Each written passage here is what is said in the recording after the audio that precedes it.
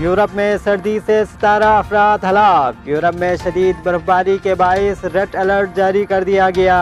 سردی کے باعث 17 افراد ہلاک ہو چکے ہیں۔ قطب شمالی سے اٹھنے والی یخ بستہ ہواؤں کے نتیجے میں یورپ برف سے ڈھک گیا ہے۔ آسٹریا اور جرمنی کے سرحدی علاقے سب سے زیادہ متاثر ہوئے ہیں۔ چند گھنٹوں میں 3 فٹ برف پڑنے سے نظام زندگی مفلوج اور لوگ محصور ہو کر رہ گئے۔ برفانی تودے گرنے کے واقعات بھی پیش آئے ہیں۔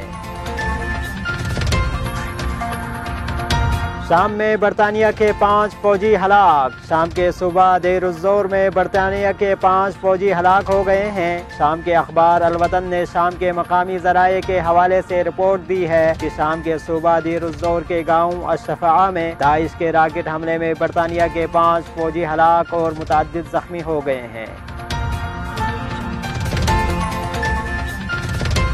سعودی عرب نے پاکستان کو سود پر قرضے دیے۔ اسد عمر۔ پاکستان کو مالی بحران سے نکالنے کے لیے حکومت پاکستان نے سعودی عرب کا دروازہ کھٹکھٹایا تھا۔ صحافیوں سے غیر رسمی گفتگو میں پاکستان کے وزیر خزانہ اسد عمر نے کہا کہ سعودی عرب اور UAE نے سود پر پاکستان کو قرضے دیے، تاہم ان کا کہنا تھا کہ انہوں نے شرائط عائد نہیں کیے۔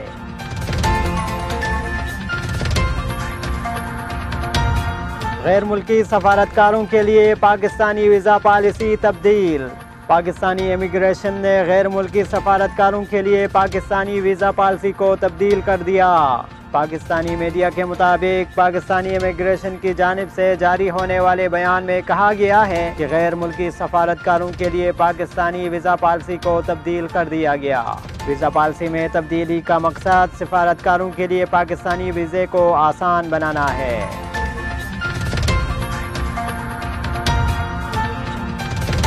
تحریک انصاف کے خفیہ اکاؤنٹس کا انکشاف۔ اسٹیٹ بینک آف پاکستان نے الیکشن کمیشن میں جمع کرائی گئی اپنی رپورٹ میں کہا ہے کہ حکمران جماعت پاکستان تحریک انصاف ملک بھر میں 18 خفیہ بینک اکاؤنٹس استعمال کر رہی ہے۔ ملک کے مختلف شہروں میں کل 26 بینک اکاؤنٹس ہیں، لیکن الیکشن کمیشن میں جمع کرائی گئی معلومات میں صرف 8 بینکوں کے بارے میں ہی معلومات فراہم کی گئی تھی۔